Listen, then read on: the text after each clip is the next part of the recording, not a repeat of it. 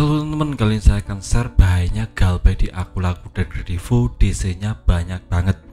Assalamualaikum warahmatullahi wabarakatuh. Bagaimana kabar teman-teman? Semoga tetap sehat selalu, tetap dilancarkan rezekinya, dan bisa dapat terhindar dari yang namanya dosa riba dan bisa melunasi semua hutang-hutang pinjol teman-teman. Amin amin ya robbal alamin. Nah, di video kali ini saya akan share bahayanya galbay di akun laku dan kredivo karena banyak sekali perbedaan dengan yang namanya pinjaman online. Nah, kita tahu untuk kredivo akun laku itu tidak ada dalam daftar pinjaman online. Teman-teman bisa cek daftarnya, saya sudah kemarin buat video tentang daftarnya 100 pinjaman online per Juni 2024. Teman-teman bisa cek sendiri.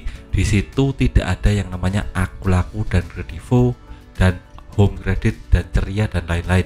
Nah, itu tidak masuk dalam kategori pinjaman online karena itu masuknya ke yang namanya multi finance. Nah, bedanya apa Bang? Pinjaman online dan multi finance. Nah, untuk multi finance itu pendanaannya lebih kuat, cakupan pinjamannya lebih besar, dan fix sudah bekerja sama dengan bank besar dan instrumen lainnya. Jadi untuk perusahaannya lebih kokoh, lebih terpercaya, dan lebih yang namanya mengutamakan investasi yang lebih besar.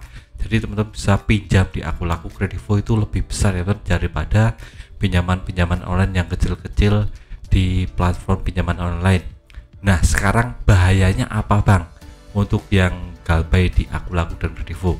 Nah, kalau kita sudah melakukan galbay di akun laku dan kredivo, itu akan timbul banyak sekali masalah ya teman. Untuk akun laku dan kredivo ini karena sudah multi finance, jadi resikonya lebih besar, lebih masif, dan pasti ada debt collectornya. Itu sudah saya pastikan karena banyak sekali komen-komen yang sudah ditagih oleh akun laku dan kredivo, terutama debt collectornya yang sudah menyebar di seluruh Indonesia dan masif di semua daerah ya teman. Jadi beda dengan pinjaman online yang 100 yang kemarin saya sebutkan itu, untuk akun laku dan kredivo, untuk debt collectornya itu sudah menyebar rata di seluruh Indonesia, terutama di kota-kota besar. Kenapa? Karena ini perusahaannya lebih besar, multi finance, beda dengan yang namanya pinjaman online biasa. Nah, untuk debt collector juga menyewa pihak ketiga, jadi untuk multi finance seperti akun laku dan kredivo itu sudah lepas tangan ya teman, jadi sudah menyerahkan ke pihak ketiga. Nah, pihak ketiga ini debt collectornya biasanya ini untuk kerjanya sistemnya ada yang namanya target harian yang harus dicapai. Jadi per hari itu harus menagih berapa orang dan wajib untuk dapat uang seperti itu.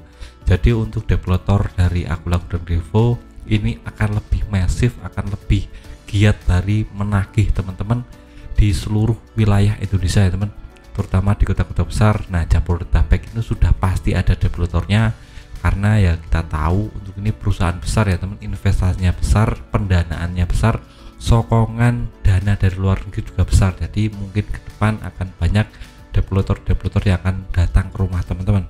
Tapi ini masih dalam jangkauan atau masih bisa kita handle selama kita punya mental yang kuat, punya pendirian yang kuat, punya yang namanya informasi untuk bisa menolak yang namanya debt collector ini. Kita bisa bicara empat mata, kita bisa ngobrol saja kalau ekonomis kita sedang terpuruk dan tidak bisa bayar tagihan seperti itu. Jadi teman-teman harus kekeh saja.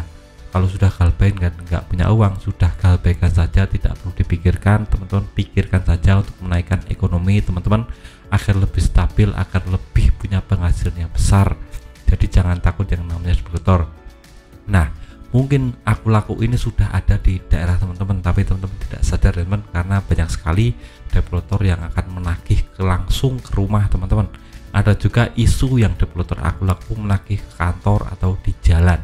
Nah, itu tidak diperbolehkan OJK karena OJK sudah mengatur itu. Untuk penagihan debt collector itu wajib di rumah ya teman, tidak boleh di kantor ataupun di tempat-tempat usaha lain. Itu akan mengganggu dan meresahkan semua orang. Teman-teman harus tahu tentang informasi ini agar bisa paham. Nanti jika didatangi debt collector di kantor, teman-teman bisa berdebat tentang pasal yang mengatur tentang penagihan debt collector ini. Jadi jangan pernah takut dengan debt collector, asalkan mental kita kuat, kita punya informasi yang cukup untuk bisa berdebat dengan debt collector, tidak apa-apa. Debt collector itu fungsinya untuk sekedar mengingatkan kita untuk menagih, tidak mengintimidasi atau memberikan perlakuan kasar kepada kita agar menagih. Itu bisa teman-teman lakukan ya teman. Dan yang paling penting ini yang paling bahaya teman, kalau BI checking kita kena. khusus untuk akun laku dan kredivo, untuk BI checkingnya ini sudah pasti dilaporkan ke OJK teman, jadi sudah fix pasti dilaporkan. Tidak seperti 100 pinjaman online yang saya sebutkan kemarin di Juni 2024, daftarnya ada 100, teman bisa cek saja di video saya yang kemarin. Itu ada yang melaporkan BI checking, ada yang tidak, jadi masih ambigu, tidak 100% melaporkan. Tapi kalau akun laku dan kredivo ini fix 100% pasti melaporkan BI checking jika teman-teman sudah melakukan galbay atau gagal bayar di pinjaman online. Nah, dampaknya apa bang kalau sudah melaporkan BI checking? Nah, dampaknya sangat masif sekali teman-teman. Kalau sudah kena BI checking itu artinya data teman-teman sudah busuk dan tidak akan bisa untuk melakukan yang namanya pinjaman di bank atau pinjaman online swasta lainnya. Yang pertama adalah kredit KUR BRI pasti tidak bisa, kredit mobil di FIF atau yang lembaga yang lain itu sudah tidak bisa, atau kredit perumahan juga tidak akan bisa. Nah, ini sangat berdampak sekali untuk teman-teman pengusaha yang butuh modal besar. Ini akan menjadi sandungan yang besar sekali karena tidak akan bisa melakukan yang namanya perkreditan untuk modal usaha ataupun perkreditan untuk barang yang luxury. Jadi teman-teman tidak akan bisa melakukan kredit. Nah, ini sangat berdampak buruk sekali. Jadi jangan sampai teman-teman galbay di akun laku dan kredivo. Nah, kalau umpamanya sudah galbay gimana bang? Ya nggak apa-apa, itu adalah pilihan teman-teman. Teman-teman harus tanggung jawab atau sudah menerima resiko dari yang namanya galbay di akun laku dan kredivo. Kalau sudah galbay ya sudah, tidak apa-apa, teman-teman fokus saja untuk menaikkan ekonomi teman-teman, untuk menaikkan pendapatan teman. Jangan takut, ini cuma perkara galbay. Jika teman-teman sudah galbay tidak apa-apa, yang penting teman-teman fokus lanjutkan hidup, tetap semangat, jangan pernah menyerah, itu saja.